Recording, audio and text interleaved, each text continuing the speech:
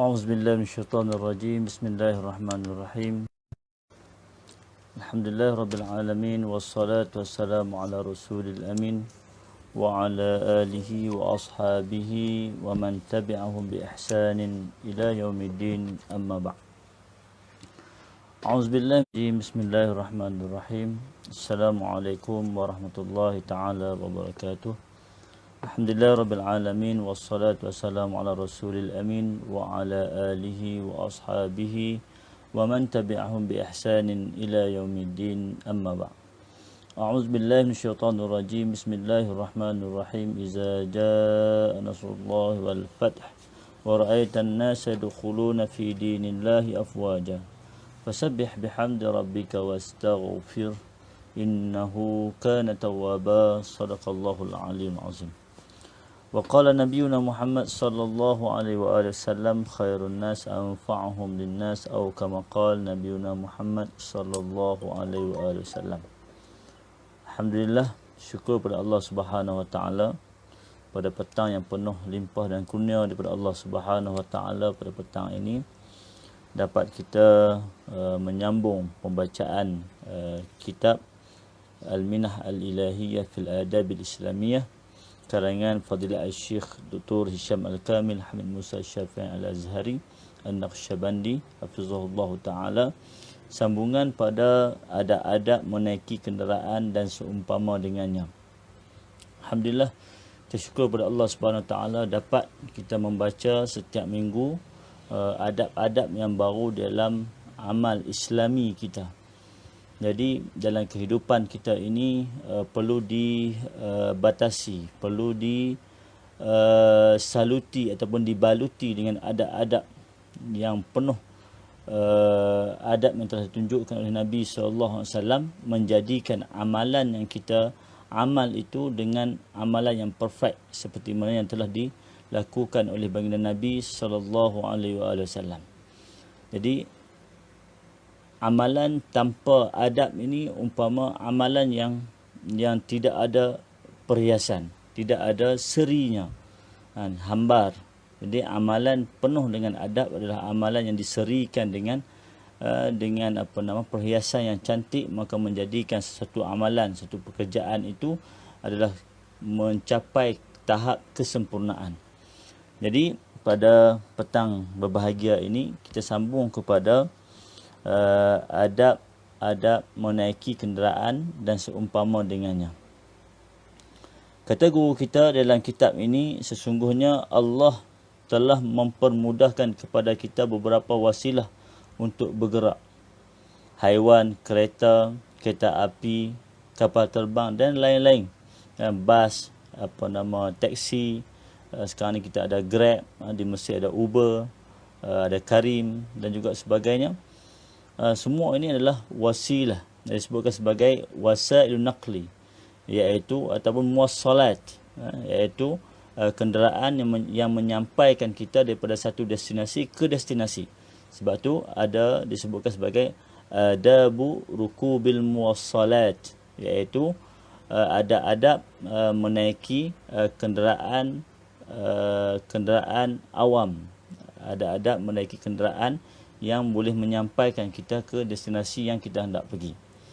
Jadi kita bersyukur pada Allah Subhanahu Wa Taala pada zaman kita ini pelbagai wasilah, pelbagai cara untuk dia sampai ke satu tempat. Pada zaman dahulu, 100 tahun yang dahulu, 200 tahun yang dahulu, 500 tahun yang dahulu, 1000 tahun yang dahulu, bagaimana seseorang untuk sampai ke satu tempat mengambil masa yang begitu panjang.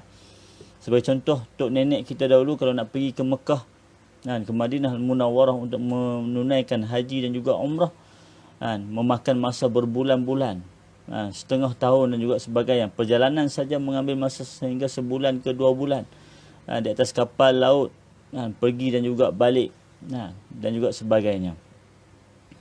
Jadi pada zaman kita hari ini, hari yang sama kita bertolak, hari yang sama kita bersampai ke bumi Mekah Al-Mukarramah ataupun bumi Madinah Al-Munawwarah. Pelajar-pelajar hendak meneruskan pengajian di peringkat ijazah di universiti-universiti terkemuka dunia. Hari ni bertolak, hari ni juga sampai di Mesir. Hari ni bertolak, hari ni juga sampai di Jordan. Hari ni bertolak, hari ni juga sampai di bumi Madinah. Hari ni bertolak, hari ni juga sampai di bumi Turki, di Istanbul dan juga sebagainya. Alhamdulillah pada zaman kita ini mudah sungguh kita nak pergi ke satu tempat dengan ke satu tempat yang lain dengan menaiki pelbagai transport yang boleh menyampaikan kita ke satu tempat. Bahkan kita dalam Malaysia kita nak pergi ke satu tempat dengan ke satu tempat yang lain, maka hanya mengambil masa beberapa jam. Nah, kita nak pergi Kuala Lumpur daripada Kedah ke Kuala Lumpur 4 jam, 5 jam. Kalau tanpa rehat, kalau naik flight 45 minit kan, sejam boleh sampai dah ke destinasi. Semua itu adalah perkara yang Allah Subhanahu Wa Taala, nikmat yang Allah Subhanahu Wa Taala kurniakan kepada kita pada zaman kita kini. Zaman kita akan datang kita tak tahu lagi. 50 tahun yang akan datang, 100 tahun yang akan datang, apakah lagi transport yang boleh membawa penumpang pada zaman tersebut untuk sampai ke satu tempat, mungkin lebih hebat, mungkin lebih dahsyat, mungkin lebih kita tak dapat gambarkan dengan apa yang kita ada sekarang. Orang dahulu pun tak dapat gambarkan dengan apa yang kita ada sekarang. Kita nak pergi ke satu tempat yang jauh hanya mengambil masa beberapa jam. Dulu nak pergi tempat yang jauh mengambil masa berhari-hari, berminggu-minggu, berbulan-bulan.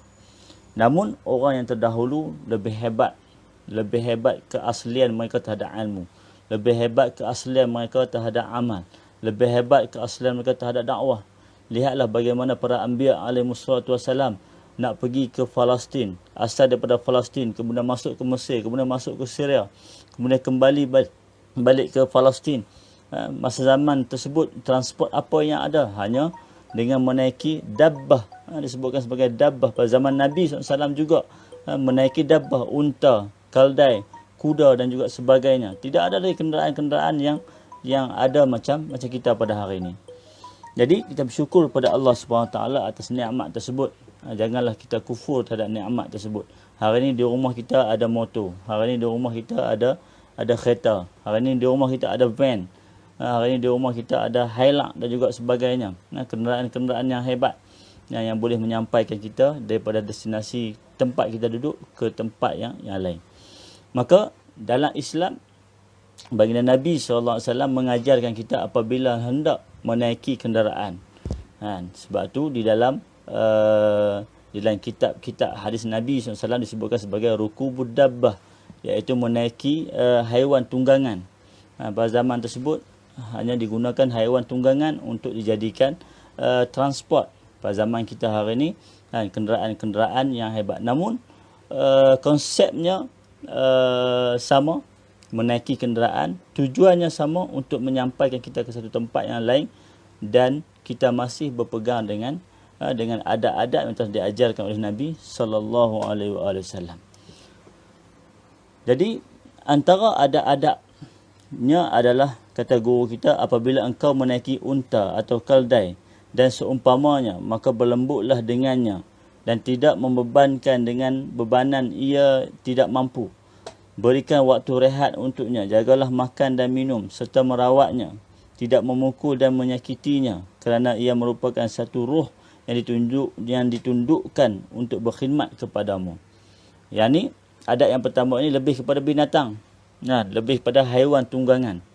Kalau kita di Malaysia mungkin tak apa nak ada, tapi masih ada lagi. Ada orang yang beli kuda, yang menaiki kuda. Jadi dengan terbacanya kita dan belajarnya kita tentang adab-adab ini, janganlah kita bebankan kepada binatang tersebut dengan ketidakmampuannya. Kita meletakkan barangan yang berat ke atas belakang dia. Kemudian kita pula dah berapa puluh kilo dengan barang pula berat. Kemudian perjalanan untuk kita pergi satu tempat lain, sekiranya kita menaiki binatang. Tapi di Malaysia kita tak jadilah.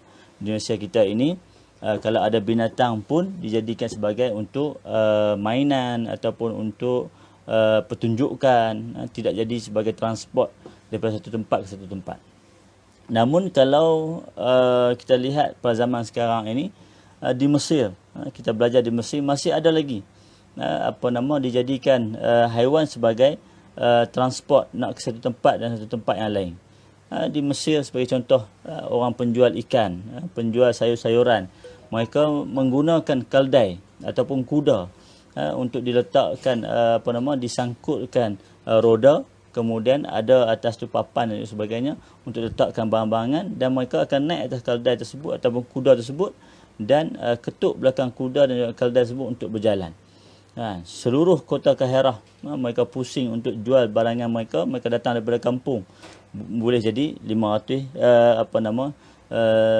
km, 20 km, boleh jadi jauh juga perjalanan mereka untuk sampai ke kota Kahirah daripada kampung mereka. Maka ia memerlukan kepada satu jarak dan juga masa yang panjang. Maka kita kena raikan akan haiwan tersebut, meraihkan haiwan tersebut. Jadi tak boleh kita nak memukul dia sampai kita menyakiti dia, sedangkan kita menggunakan khidmatnya. Maksudnya kita kena jaga dia, bagi dia makan cukup, bagi dia rehat cukup, kan?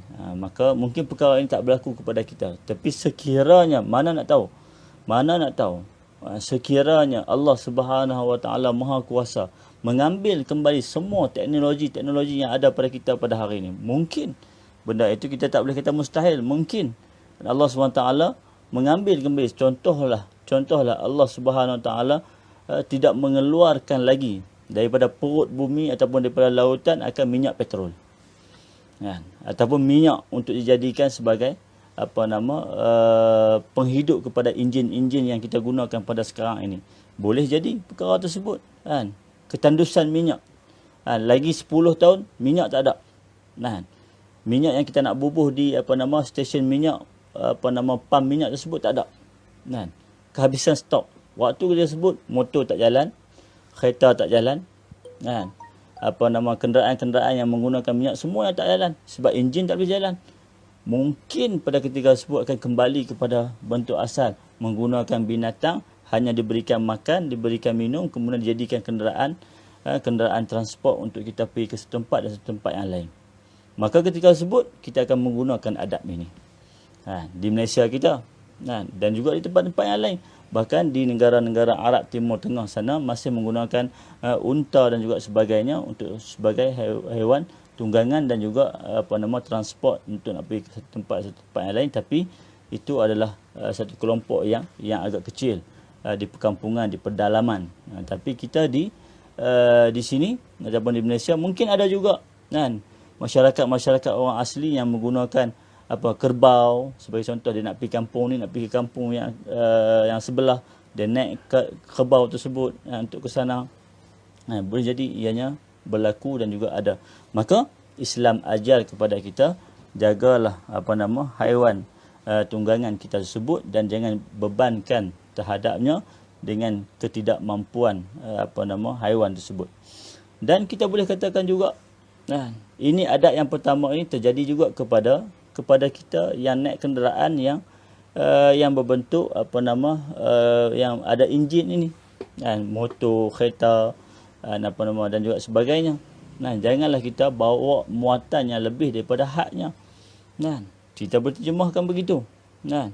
Kerana apa? Kerana apabila had muatan itu ada, apabila kita letak barang-barang yang lebih daripada hadnya, akan merosakkan kenderaan itu sendiri. Kenderaan boleh bawa 100 kilo saja, kita pergi bubuh sampai 200 kilo, maka menjadikan kenderaan itu berat. Bila berat akan merosakkan enjin, maka kita merosakkan kenderaan kita itu. Nampak? Itu hikmah daripada adab yang kita belajar. Jadi kalau kita tahu kenderaan kita tu hanya mampu untuk bawa 5 orang, kita masuk sampai 10 orang, maka akan membawa masalah kepada kenderaan tersebut. Daripada kita mendapat faedah dan juga manfaatnya, maka akan merosakkan kenderaan itu sendiri. Kemudian kita nak sebut mengenai sekiranya kita naik kenderaan yang bersifat kenderaan awam ataupun transport awam, seperti bas, seperti taksi, seperti kapal terbang yang akan kita bersangkut dengan orang lain, duduk dalam kenderaan yang sama, maka ada ta'amul yang kita kena jaga. Cara muamalah, cara interaksi kita dengan orang lain yang sama naik dengan kenderaan kita. Naik satu bas, naik satu van, naik satu kapal terbang, naik satu kapal laut. Maka di sana ada adab-adab yang perlu kita belajar. Yang disebutkan kepada kita apabila kita naik kenderaan yang ada orang lain. Maksudnya kenderaan awam ataupun kenderaan yang melibatkan penumpang lain. Kita penumpang juga, kemudian ada penumpang lain. Maka di sana ada adab yang kita kena belajar. Yang pertama, kita kena izharkan husnul khuluq, iaitu kita menzahirkan akhlak yang baik. Menzahirkan akhlak yang baik. Maka di sini terpecahlah kepada adab-adab yang begitu banyak yang perlu kita belajar. Kita menzahirkan akhlak yang baik apabila ada orang yang sama juga duduk di dalam kenderaan yang kita naiki tersebut. Yang pertama, kita memberikan tempat duduk tersebut kepada orang yang memerlukan. Ini sebagai contoh, kita naik bas. Naik bas awam, kemudian bas penuh. Kita duduk. Kemudian di sana kita nampak ada orang tua. Tak kiralah orang lelaki tua ataupun orang perempuan tua. Dan juga kalau kita tengok ibu-ibu yang sedang mengandung, seorang wanita yang sedang mengandung, maka kita berikan kedudukan ataupun tempat duduk kita tu kepada mereka yang lebih memerlukan. Ataupun orang sakit, dia bawa balik daripada hospital, kemudian naik bas, kemudian kaki dia pun kita tengok berbalut apa semua, memerlukan istirahat. Maka kita yang duduk, kita yang sihat tubuh badan ini, maka kita berikan peluang toleransi kita kepada mereka, kerana mereka adalah orang yang memerlukan tempat duduk tersebut. Jadi ini satu akhlak yang baik. Kadang-kadang kita naik LRT, bagi contoh kereta api laju dan juga sebagainya. Ada orang yang memerlukan, tapi kita rasa kita tempat duduk kita yang mai dulu. Maka itu ada satu perkara yang tidak cantik, tidak comel. Maksudnya di situ kurang adab kita kepada orang yang memerlukan. Jadi sebab itu kita belajar adab.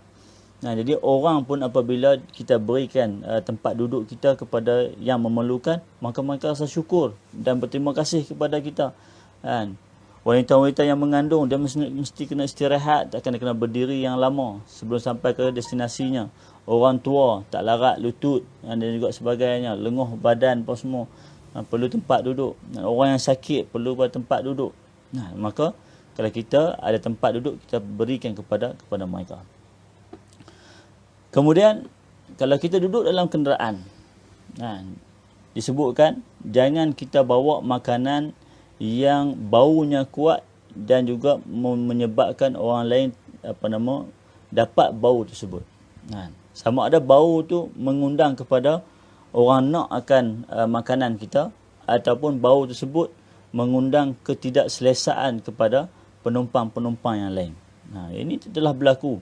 Pengalaman kita masa kita bawa rombongan di Mesir.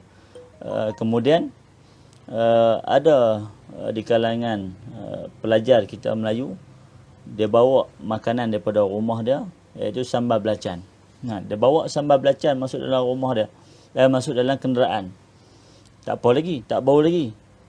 Bila dalam pertengahan nak pergi ke Iskandariah, satu tempat, satu negeri di bumi Mesir, untuk menziarahi Iskandariah, dalam perjalanan tersebut dia buka makanan tersebut.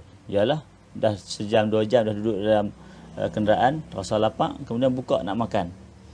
Nak makan nasi lah dengan sambal belacan apa semua ni. Kemudian bila buka, bau tu memang bau. Kalau kita orang Melayu mungkin kita boleh bau. Kita boleh boleh terima bau tu, tapi orang Arab yang tak pernah makan sambal belacan, dia bau, dia tak selesa. Sebab dalam van tersebut kita gunakan aircon. Bila dia buka tu satu van bau. Sampai dia tegur kepada kita, awak ni hampa ni bawa makanan yang bau yang macam ni. Sampai dia buka tingkap, tutup aircon, buka tingkap semua. Dia pun jadi pening. Dia driver, dia jadi pening. Jadi selamat dia beritahu kita, kalau dia duk bau-bau lah, kali dia pening, dia tengah bawa van, boleh jadi masalah kepada kenderaan tersebut, boleh diterbabas dan juga sebagainya. Jadi apabila kita bawa makanan, maka pastikan makanan itu bersifat tidak mengganggu orang lain dalam kenderaan tersebut. Kalau boleh, makanan yang kering-kering, makanan yang tidak boleh tidak mengundang kepada bau-bauan yang menyebabkan orang lain tidak selesa. Kemudian di dalam kenderaan yang ada penumpang orang lain juga, kita kena meraihkan keberadaan orang lain di dalam kenderaan tersebut. Orang lain pun raihkan kita, kita pun raihkan orang lain. Jaga mereka, jaga pandangan mereka, jaga tingkah laku kita, jangan buat lebih kurang macam duduk dalam rumah kita, tak boleh. Kerana apa? Itu adalah benda yang mengganggu perasaan dan juga mengganggu jiwa orang lain. Kemudian ada yang seterusnya, yang ada penumpang orang lain, kalau kita dengar, kalau kita dengar, nak dengar muzik, sebut muzik lah, nak dengar muzik ataupun nak dengar apa-apa saja daripada handset kita, buka video dan sebagainya, janganlah sampai orang lain terdengar, mengganggu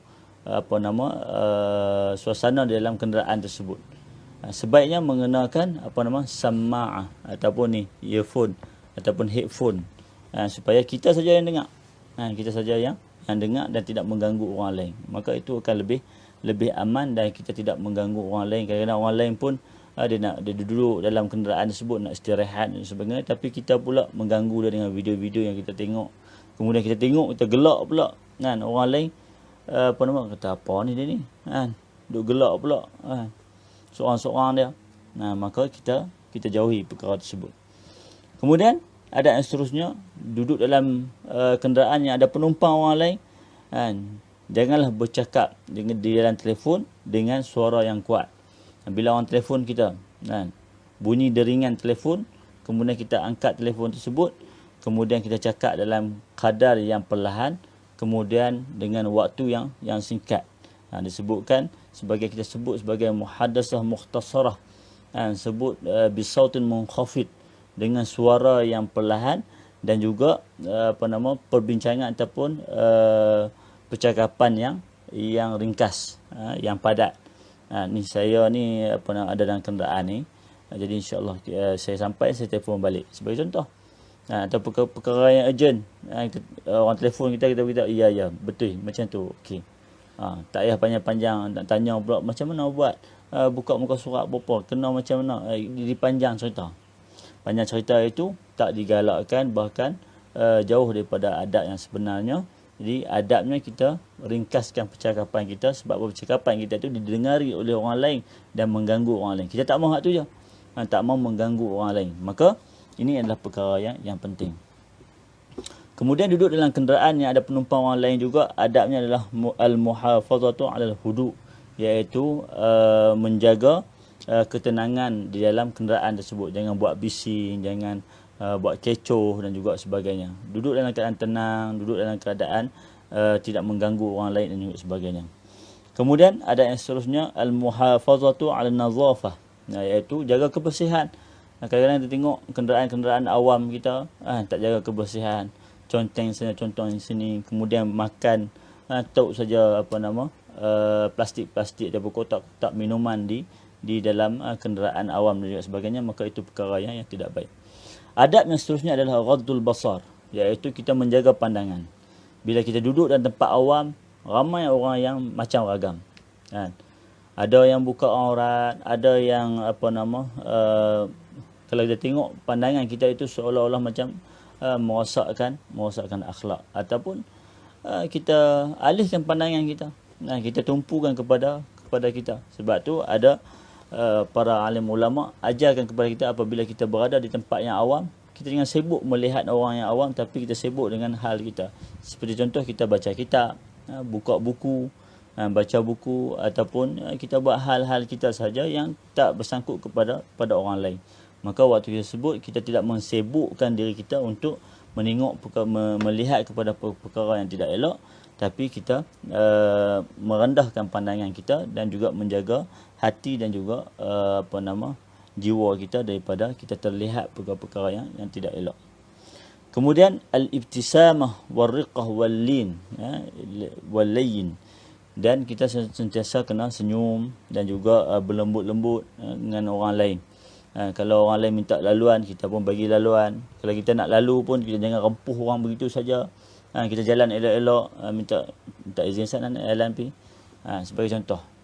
Dalam kesempitan tersebut, kita jangan terlampau asak orang, jangan duk pi tolak orang dan sebagainya. Sebab itu dah semuanya ada adab yang diterapkan kepada kita. Kemudian an-niqash bi mawadhi'i faedah atau iltizamus samt, iaitu kita kalau bercakap dengan kawan kita dalam kenderaan tersebut, cakap tajuk-tajuk yang perkara-perkara yang berfaedah dan juga tidak mengganggu orang lain, ataupun lebih baik kita iltizam as-samt, iaitu kita berdiam diri. Banyak kita berdiam diri kerana kita tak mau mengganggu orang lain. Kemudian adab naik kenderaan. Antara adab naik kenderaan adalah membaca doa menaiki kenderaan. Jadi doa menaiki kenderaan ini kita sudah maklum. Yang biasa kita dengar adalah Bismillahi wassalatu wassalamu ala rasulillah Subhanallazi sakharana hadza wa ma kunna lahu muqrinin wa inna ila rabbina lamunqalibun walhamdulillahi rabbil alamin. Doa tersebut doa yang ringkas yang boleh kita baca, yang warid daripada Nabi SAW, yang bermaksud dengan nama Allah, selawat dan salam kepada Rasulullah SAW, Maha Suci Allah yang telah menundukkan kenderaan ini untuk kami, sedangkan kami tidaklah punya hubungan dengannya, dan sesungguhnya kami benar akan kembali kepada Tuhan kami dengan segala puji kepada Tuhan sekalian alam. Jadi kita naik kenderaan tersebut, baca doa ini, dan doa ini adalah warid daripada Nabi SAW dan telah dibuat oleh baginda Nabi SAW ketika menaik kenderaan. Maka kita minta Allah Subhanahu Wa Taala jaga kita dalam kita menaiki kenderaan sehinggalah kita sampai ke destinasi kita. Ada riwayat daripada Abdullah bin Umar radhiyallahu anhuma anna Rasulullah sallallahu alaihi wasallam qala kana idza stawa ala ba'irihi, kana Rasulullah sallallahu alaihi wasallam idza stawa على بعيره خارجا إلى السفر كبر ثلاثا ثم قال سبحان الذي سخر لنا هذا وما كنا له مقرنين وإن إلى ربنا لمنقلبون اللهم إنا نسألك في سفرنا هذا البر والتقوى ومن العمل ما ترضى اللهم هون علينا سفرنا هذا واطوي عنا بعده اللهم إني أعوذ بك من وعثاء السفر وكابة المنظر وسوء المنقلب في المال والأهل. Ini satu riwayat daripada Imam Muslim yang telah diriwayatkan oleh Sayyidina Abdullah Ibn Umar yang mengatakan sungguhnya Rasulullah SAW apabila dah duduk di atas kenderaan, izastawa ala ba'iri, atas haiwan tunggangannya, dan berniat untuk safar, iaitu untuk bermusafir, maka kabbara salasan, Allahu akbar, Allahu akbar, Allahu akbar, summa qala, kemudian berdoa subhanallazi sakharana hadza wa ma kunna lahu muqrinin wa inna rabbina lamunqalibun, dan ditambah di situ dengan doa yang warid daripada Nabi SAW yang telah kita bacakan tadi. Maka ini juga boleh kita doakan. Dan kalau kita naik kenderaan, naik kapal terbang, yang mana kapal terbang tersebut daripada Timur Tengah, negara-negara Arab, banyak akan membacakan doa ni, Allahumma inna nas'aluka fis safarina hadzal birra wat taqwa wa minal amali ma tarda Allahumma hawwin alaina safarana hadza watwi anna bu'dah Allahumma inni a'udzubika min wa'sa'is safar wa kabbati manzar wa su'il munqalab fil mali wal jadi dan diriwayatkan juga wa iza raja'a qalahunna wa zada fihinna aibuna wattaibuna abiduna rabbina hamidun. Maka ditambah pada pulang dengan perkataan tersebut dibacakan oleh baginda Nabi sallallahu alaihi wasallam mengikut riwayat daripada Sayyidina Abdullah bin Umar dan diriwayatkan daripada Imam Muslim rahimahullah taala. Satu lagi hadis yang sampai kepada kita riwayat daripada Imam Tirmizi. Riwayat daripada Imam Tirmizi dan terdapat dalam Syama'il Muhammadiyah. Alhamdulillah kita berada di bulan Rabiul Anwar, di bulan Rabiul Awal, bulan yang penuh keberkatan, bulan lahirnya baginda Nabi SAW. Riwayat daripada Imam Tirmizi an Ali bin Rabi'ah qala syahidtu Aliyan utiya bidabbatin liyarkabaha falamma wada'a rijlahu fi rukabi qala bismillah salasan falamma istawa ala dhahriha qala alhamdulillah salasan alhamdulillah thumma qala subhanalladzi sakhkhara lana hadha wa ma kunna lahu muqrinin wa inna ila rabbina lamunqalibun, iaitu subhanallazi ini daripada surah Az-Zukhruf ayat 13 dan 14. Summa qala alhamdulillah salasan Allahu akbar salasan subhanaka inni qad zalamtu nafsi faghfir li fa innahu la yaghfiru adh-dhunuba illa anta. Summa dhahik faqultu min ayyi shay'in dhahikta ya amiral mu'minin qala ra'aitu Rasulullah sallallahu alaihi wa alihi wasallam sana'a kama sana'tu summa dhahik faqultu min ayyi shay'in dhahikta ya Rasulullah qala inna rabbaka la ya'jabu min 'abdihi idza qala rabbi ighfirli dhunubi innahu la yaghfiru dhunuba ghairuk. Hadis hasan sahih. Daripada Sayyidina Ali bin Rabi'ah berkata, aku melihat Sayyidina Ali bin Abi Talib apabila dia mendatangi seekor binatang tunggangan untuk dinaikinya. Kemudian dia meletakkan kakinya di atas pelana ataupun di atas tempat untuk nak pijak, nak naik kenderaan. Kalau kita pijak tangga lah. Nak naik bas pijak tangga. Ataupun nak masuk kereta, langkah kaki. Kalau orang duduk sebelah penumpang kanan, dia akan masuk ke kanan dulu. Tapi kalau orang yang bawa kereta, dia masuk pintu kiri, dia akan masuk pintu kanan, dia akan langkah ke kiri dulu. Payah juga kalau nak masuk langkah kaki ke kanan. Jadi dia melangkah saja naik kaki dia atas kenderaan, dia sebut Bismillahirrahmanirrahim, Bismillahirrahmanirrahim, Bismillahirrahmanirrahim. Riwayat sebut Bismillah. Boleh kita baca Bismillahirrahmanirrahim, Bismillahirrahmanirrahim, Bismillahirrahmanirrahim 3 kali. Kemudian apabila dah duduk, masa nak angkat kaki, masa dah angkat kaki tu Bismillahirrahmanirrahim. Kemudian bila dah duduk, kita sebut apa? Kata Sayyidina Ali bin Rabi'ah, Sayyidina Ali bin Abi Talib sebut alhamdulillah. Bila dah duduk atas kenderaan, alhamdulillah. Kemudian terus baca subhanallazi sakhkharana hadza wa ma kunna lahu muqrinin wa inna ila rabbina lamunqalibun. Kemudian sebut alhamdulillah 3 kali. Alhamdulillah, alhamdulillah, alhamdulillah. Allahu akbar, Allahu akbar, Allahu akbar. Kemudian sebut pula subhanak, maha suci Allah, maha suci engkau ya Allah. Inni qad zalamtu nafsi, sesungguhnya aku ni telah menzalimi diriku. Faghfirli, dan ampunkanlah, maka ampunkanlah dosa-dosaku. Fa innahu la yaghfiruz dzunuba illa anta, maka sesungguhnya tidak ada yang mengampunkan dosa-dosa melainkan engkau ya Allah. Summa dhahik, kemudian ketawa. Ketawa ni maksudnya senyum. Jadi baginda Nabi Sayyidina Umar senyum, Sayyidina Ali senyum. Maka Sayyidina Ali bin Rabi'ah tanya, faqultu min ayyi syai'in dhahikta ya amiral mu'minin, dengan sebab apa kamu melemparkan senyuman? Maka kata Sayyidina Ali bin Abi Talib, ra'aitu Rasulullah sallallahu alaihi wasallam sana'a kama sana'tu. Aku melihat baginda Nabi sallallahu alaihi wasallam telah melakukan seperti mana aku pertunjukkan kepada kamu.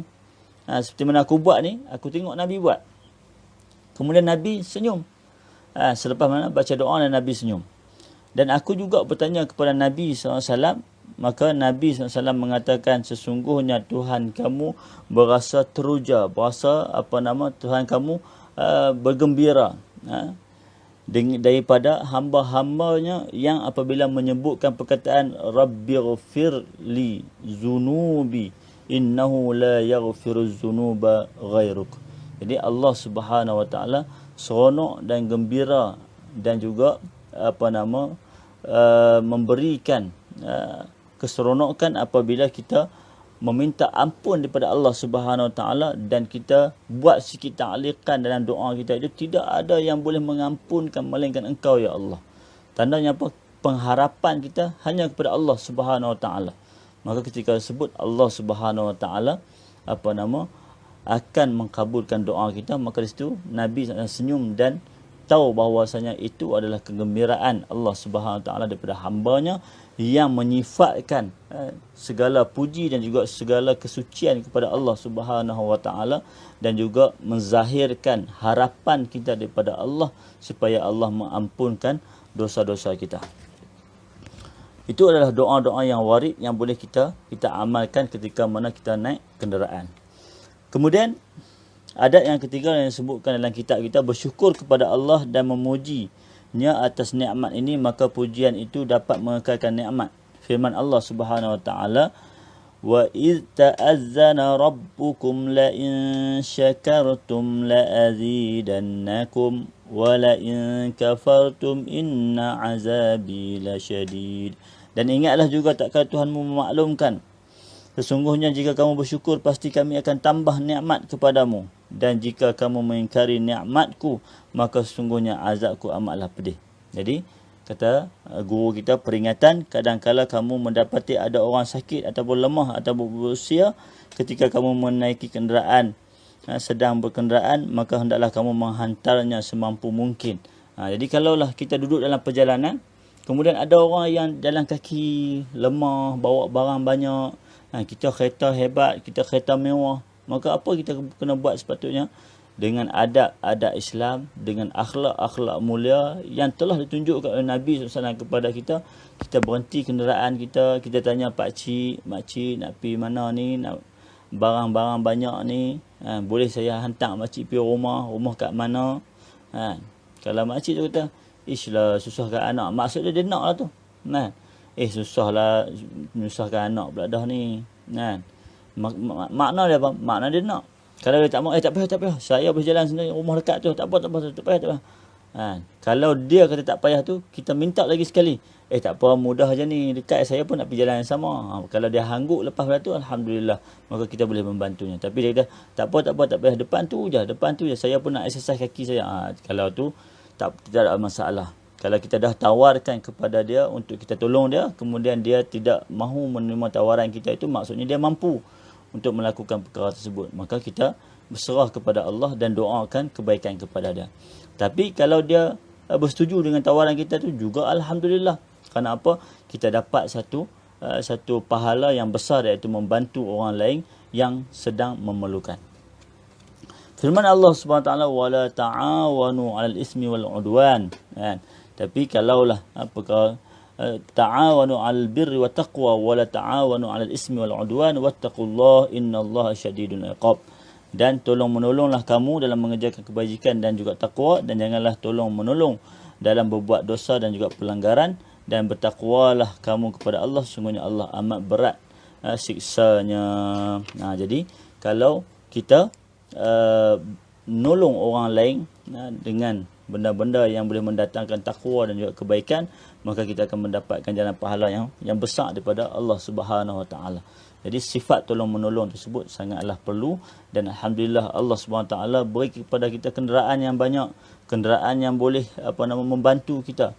Bahkan semua nikmat-nikmat yang kita ada, yang bentuk material, yang bentuk harta dan juga kebendaan serta pemilikan yang kita ada ni, khususnya kenderaan yang kita bincangkan pada hari ini, itu kita jadikan sebagai sumber untuk kita mendapat pahala dari Allah Subhanahu Wa Taala. Jadikan kenderaan kita itu untuk menumpang orang lain buat kebaikan. Orang nak pergi ke masjid, kita bawa dia pergi ke masjid, kita dapat pahala. Dan orang yang berjalan kaki, kemudian dia nampak dia bersusah payah dalam perjalanan dia, kita tumpangkan dia untuk bawa dia pergi ke satu tempat yang dia nak pergi tersebut, maka kita telah memudahkan urusannya dan kita menolong dia dalam bentuk kebaikan dan juga kebajikan, maka mendapat pahala yang besar di sisi Allah Subhanahu Wa Taala. Bahkan itu juga adalah sunnah Nabi SAW yang sangat besar yang telah ditunjukkan oleh Nabi SAW. Jadi masa kita telah tamat, kita berhenti setakat ini saja. InsyaAllah kita akan bertemu pula pada pertemuan yang lain pada minggu hadapan, insyaAllah, pada tajuk yang baru, iaitu adab-adab bermusafir. Tadi adab naik kenderaan, Jadi minggu depan kita akan sentuh mengenai adab-adab bermusafir, iaitu kita nak pi perjalanan, nak menempuh perjalanan satu tempat yang lain yang kita nak pi, maka dia ada satu adab yang kena tambah lagi selain daripada adab kenderaan. Kemudian tambah pula adab-adab bermusafir. Moga-moga lengkaplah kita punya pemusafiran kita itu atau perjalanan kita itu yang jauh. Lah ni pula kita dah boleh rentah negeri, boleh rentah negara, boleh pi ke negara lain pula. Kerajaan dah benarkan kepada kita, alhamdulillah. Namun jaga SOP. Dalam masa yang sama, kita meraihkan dan juga mengamalkan adab-adab dalam pemusafiran yang telah diajarkan oleh Nabi SAW kepada kita. Moga-moga kita menjadi seorang mukmin yang sejati, seorang mukminah yang sejati, sehingga kita dapat mentahqiqkan, memastikan setiap perbuatan kita, amalan kita itu terdapat adab-adab Islam yang kita terapkan di dalam kehidupan kita, insya-Allah Subhanahu wa taala. Aqulu qawli hadza astaghfirullah li wa lakum wa lisairil muslimin wal muslimat wal mu'minina wal mu'minat bi rahmatika ya arhamar rahimin. Allahumma faqihna fid din wa 'allimna at-ta'wil wahdina ila siratal mustaqim. Allahumma ij'alna min ahli khair, Allahumma ij'alna min ahli ilm wal amal, Allahumma ij'alna min taufiq wal hidayah, Allahumma ij'alna min jannatika ya Allah ya Rahman ya Rahim ya akramal akramin ya badi'as samawati wal ardh ya zal jalali wal ikram. Allahumma rabbana atina fid dunya hasanah wa fil akhirati hasanah wa qina azaban nar. Subhana rabbika rabbil izzati amma yasifun wa salamun alal mursalin walhamdulillahi rabbil alamin. Yang baik daripada Allah Subhanahu wa taala, yang lemah dan juga kurang daripada kebodohan dan juga kejahilan dari saya. Assalamualaikum warahmatullahi wabarakatuh.